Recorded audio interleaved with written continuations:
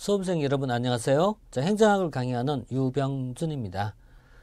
이 시간에는 이제 행정학이란 무엇이냐라는 부분, 또 선택 과목으로서 행정학은 어떤 과목일까, 또 어떻게 해야 행정학에서 소위 고득점을 받거나 또는 효율적 학습할 수 있을까라는 학습 방법에 대해서 여러분하고 같이 논의해 보도록 하겠습니다. 먼저 이제 행정학이란 뭐냐 이거죠. 자, 고교 과정에 없는 과목입니다. 행정학이란 부분은 간단히 얘기하면은 정부가 하는 활동을 설명하는 학문이다, 이렇게 말씀드릴 수 있어요. 그렇다면은 정부란 뭘 할 것이냐, 정부가 도대체 어떤 일을 하고 있느냐에 대한 이해가 있어야 되겠죠. 전통적으로 국가가 하거나 또는 정부가 해야 될 역할이라는 것은 외교나 국방, 조세징수, 치안, 질서유지, 이런 게 우리가 전통적인 정부 역할이죠. 근데 최근에 오면은 정부란 부분이 이것만 하는 것이 아니라 훨씬 더 많은 역할을 하죠. 사회적 약자를 비례하거나 또는 사회보장, 교육, 의료, 보건, 경제개발, 이런 여러 가지 업무를 수행하다 보니까 행정 역할이라는 부분이 점점 이렇게 어떻게 방대해지고 있어요. 그 결과 정부 역할이 커지다 보니까 행정의 기능도 넓어지고 행정의 범위도 넓어지게 되면서 행정이라는 부분을 우리가 한마디로 이것이다 라고 얘기할 수 있는 것이 아니라 그 이상의 것으로 넓어졌다는 얘기죠. 그 다음에 또 하나 중요한 흐름이 변화가 있습니다. 그것은요, 최근 행정은 거버넌스하의 행정이다, 이렇게 정의 내립니다. 이 거버넌스란 말이 있어요. 이게 도대체 무슨 말일까요? 자, 과거에는 국가가 국민을 어떤 힘을 가지고 지배하고 규율하고 통치하는 것이다, 이렇게 봤지만은 최근 행정은 국가와 국민의 관계가 상하적 수직적 개념이 아니라 수평적 개념으로서 서로 협력하는 관계입니다. 왜냐? 우리 사회의 많은 문제를 과연 정부가 다 해결할 수 있을까라고에 대해서 그렇지 않다는 얘기예요. 그래서 정부라는 것은 기업과의 연대도 필요할 때가 있고, 그 다음에 소비자, 환경단체, 시민단체의 연계를 통해서 환경의 문제, 치안의 문제, 이런 부분을 공동으로 해결할 필요가 있어요. 이런 것을 거버넌스하에서 협치라고 부릅니다. 그 결과 전통적 행정보다 최근 행정은 바운더리가 좀 더 넓어지고 있는 게 추세입니다. 자, 그러나 한마디로 다시 되돌아서 정리하면 행정은 무엇이다? 정부의 역할을, 기능을, 활동을 하는 일을 설명하는 학문이다, 이렇게 정의 내릴 수 있습니다. 자, 그 다음에 행정이 뭐냐에 대한 얘기를 했다면은 그 다음 문제는 이제 소위 선택 과목으로서 행정은 뭐냐, 이런 얘기죠. 자, 이 행정학은 7급 시험은 과거부터 있었고요. 9급 시험에서 행정학이 도입된 건 96년도예요. 근데 최근에 와서 선택 과목으로 변경되면서 수험생 입장에서는 과연 무엇을 선택할까에 대한 고민이나 또 어려움이 발생하게 됐는데, 여기에서 어떻게 보면 잘못 알려진 부분, 또 막연하게 있죠, 어렵게 생각한 부분, 이런 부분에서 좀 정확한 지식을 가질 필요가 있지 않느냐라고 생각합니다. 우리 이제 국어를 기준으로 잡으면요, 필수 과목에 속한 것이, 자, 국어 있죠, 영어 있죠, 국사 있죠. 그런데 이 세 가지가요, 고교 과정하고는 많이 다릅니다. 고교 과정에서 바라봤던 것보다 훨씬 범위가 좀 넓어져요. 그 다음에 선택 과목으로서 과거에 있었던 것이 행정학. 행정학이 이제 96년도 공무원 시험에 포함됐고요.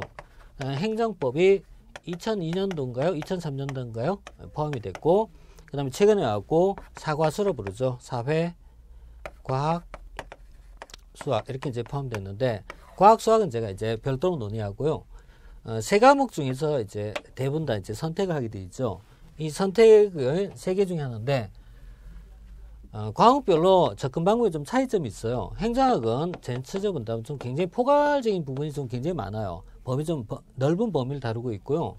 그 다음에 암기보다는 이해와 응용력입니다. 응용력을 좀 중심으로 보고 있다면은 행정법 같은 경우에는 절대적 암기가 바탕이 돼야 되죠. 암기가 바탕이 돼갖고 성실하게 공부하는데 초기에는 점수가 안 나오고 뒤로 가면 거의 만점에 가까울 정도로 고득점이 되는 과목입니다.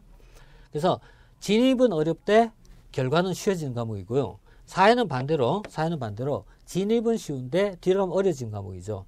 그러니까 공부하는 이제 포인트가 각도 달라진 과목입니다. 이런 부분을 이제 좀 염두에 두시고요. 그 다음에 이 행정학은 이 전공 과목이거든요. 전공 과목이기 때문에 어떻게 보면 사회라는 부분을 기본 베이스를 하고 있습니다. 법적인 지식도 일부 포함되고 있습니다. 그래서 기본적으로 선수 과목이라고 볼 수 있어요. 다시 말씀드리면요. 국어, 영어, 국사, 사회까지가 교양 과목이라고 볼 수가 있고요. 행정학, 행정법이 전공 과목이다라고 보시면 돼요. 그래서 실무에서 실제 필요한 과목은 사실은 행정학과 행정법이에요. 그러나 여러분들은 수험생 입장에서 일단은 접근이 가능한 거, 내가 점수 받을 수 있는 거라는 걸 선택해야지 실제 도움이 되는 거지. 시험 이후를 미리 고민해서 할 수는 없어요. 하지만 두 개를 같이 갈 수 있다면 가장 이상적이겠죠. 그래서 최근에 이제 많은 좀 트렌드가 좀 변화하고 있긴 한데, 이 세트를 결국은 사회행정학으로 할 것이냐, 또 행정법을 할 것이냐, 행정법, 사회 할 것이냐, 이 세 가지 조합에서 비중을 얘기하는 부분인데, 뭐 그런 부분까지 제가 말씀드릴 수 있는 건 아니고, 다만 이제 과목별 특성을 좀 미리 좀 점검해보고 학습하시는 게 맞다라는 거, 요거 좀 꼭 어떤 과목을 선택하기 전에 고민하실 부분입니다. 그 다음에 주위에 말도 까지 마시고요. 중요한 건 내가 겪어봐야 돼요. 그래서 내가 선택하지 않더라도 여러 과목을 한 번쯤 접해가고 개략적이지만 이런 거구나 라는 걸 알고 공부해야지 맞다라는 겁니다. 자, 그 다음에 행정학을 우리가 이제 선택했을 때 행정학을 다른 과목에 비해서 가지고 있는 어떤 장점은 뭐고 또 단점은 뭐냐 이런 문제인데, 장단점에 대한 문제인데, 단점에 속한 것이 방금 얘기했던 부분은 단점이 될 수 있어요. 그러니까 뭐냐면 너무 있잖아요. 범위가 넓다라는 얘기예요. 범위가 넓고 그 다음에 좀 추상적이다라는 얘기예요. 추상적이다. 그래서 범위는 넓고 방대하고 추상적이고, 그 다음에 법령의 개정이 많아갖고 그때그때마다 또 새로운 내용이 추가되는 부분이 많이 있어요. 그래서 어디를 방향을 잡지 못하겠다라고 생각할 때는 굉장히 힘이 들어요. 반면 장점을 얘기할 때는요. 첫째는요. 행정학은 암기 비중이 적어요. 다른 과목은 대부분 다 암기성이 바탕이 되거든요. 근데 행정학은 다른 과목에 비해서 암기량을 얘기하면 한 3분의 1 정도 분량입니다. 대신에 이해도를 높인 게 훨씬 더 중요합니다. 그래서 암기보다는 이해력이 강하고 응용력이 강한 분들은 행정학이 훨씬 더 좋다라고 얘기할 수 있어요. 이런 부분이 첫째 장점인 거고요. 그 다음에 두 번째는 실전형입니다. 실전형이 어떤 얘기냐면요. 실제 수험은요. 전체를 봤을 때는 시간 싸움입니다. 자, 우리가 이제 100분이라는 시간 안에서 7급 같으면 이제 120분이겠죠. 근데 이 시간 안에서 풀어간다는 게 현실적으로 굉장히 바빠요. 자, 국어 거의 정해진 시간 다 소모돼요. 영어를 20분에 푸는 사람은 없습니다. 최소한 25분에서 30분 소요돼요. 그 다음에 국사 그나마 줄일 수 있습니다. 그러나 이 세 과목을 풀다 보면은 이미 60분은 초과하는 경우가 대부분이거든요. 그 다음 마킹한 시간까지 걸리죠. 그런데 행정법은 최근의 문제는 대부분 다 판례가 포함하기 때문에 문장이 길어요. 그 다음 사회 같은 경우에는 이 사례를 중심으로 자료 해석의 부분이 많다 보니까 역시 시간이 많이 소요돼요. 근데 행정학은 빨리 푸는 경우에는 5분 이내에 푸는 경우도 발생합니다. 그렇다고 점수에 큰 차이가 나지는 않아요. 그래서 이 말은 뭐냐면은 실전에 들어갔을 때 마지막에 시간을 세이브할 수 있을 때 굉장히 큰 도움이 된다. 역방향 얘기하면은 행정이 세이브되기 때문에 영어에 더 많은 시간을 할당할 수 있다라는 전략적 개념으로 접근할 수 있다는 얘기죠. 이런 부분이 이제 실전형이라는 의미에서 제가 말씀드린 거고요. 그 다음에 세 번째 중요한 부분이 하나 있죠. 행정학은 전직렬이 필수입니다. 그러니까 선택이죠, 전직렬. 그래서 모든 직렬에서 행정학은 다 들어갈 수 있어요. 교육행정에 들어갈 수도 있고 세무 파트에 들어갈 수도 있어요. 그래서 이건 세팅을 어떻게 하냐에 따라 다를 수 있지만 행정학은 어디에나 포함될 수 있는 것이다. 다시 하면은 수험 과정에서 직렬 선택의 범위가 넓어진다는 거, 이런 건 굉장히 큰 장점이 될 수 있어요. 이걸 역으로 얘기하면 무슨 얘기냐면 행정학은 선택이지만은 필수다는 얘기예요. 그래서 선택 과목 속에 있는 필수다라고 볼 수가 있어요. 다만 본인하고 잘 맞지 않을 때는 물론 이제 그때는 전략적 판단하셔야 됩니다.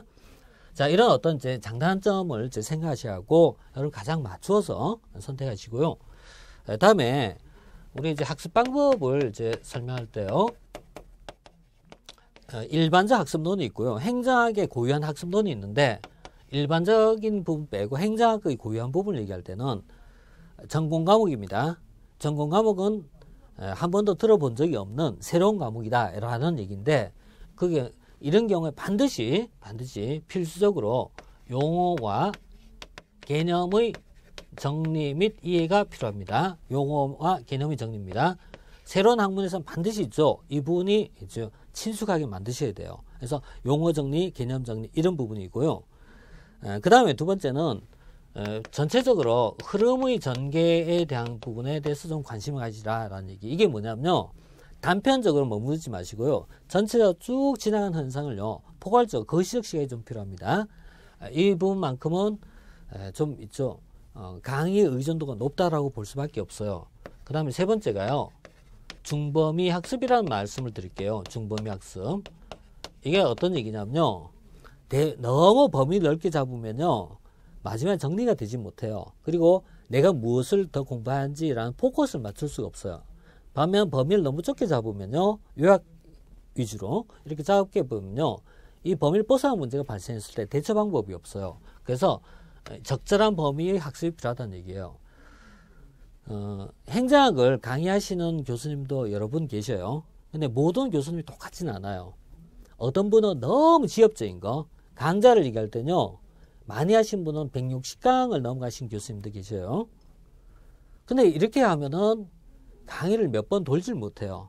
순환하지 못하면 다음에 시험에서 시험장에 가져갈 수가 없어요. 그러니까 현실적으로 봤을 때는 이게 아무리 좋아도 엮이지 못하면은 가치가 없다는 얘기거든요. 이런 부분에 대해서 학습을 하는 범위에 대한 가이드가 필요합니다. 행정학을 풀어놓으면요, 많이 풀어놓으면 2차원적, 3차원적이 넘어가요. 근데 이것을 다 학습할 수는 없죠. 그래서 이걸 어느 정도 컴팩트하게 모아갖고 이것은 해야 된다라는 것을 알려준 지침이 필요하다라는 부분이죠. 그리고 반복입니다. 반복인데 최소한 5번은 보셔야 됩니다. 그러면은 많은 범위를 5번 돌린 건 어렵습니다. 그래서 적절한 범위 선정을 해갖고 반복하는 것이 최선이다라는 얘기예요.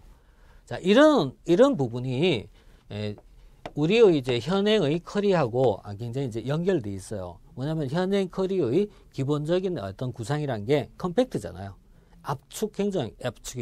그러니까 범위를 좁혀갖고 압축해갖고 여러 번 반복하자라는 부분입니다.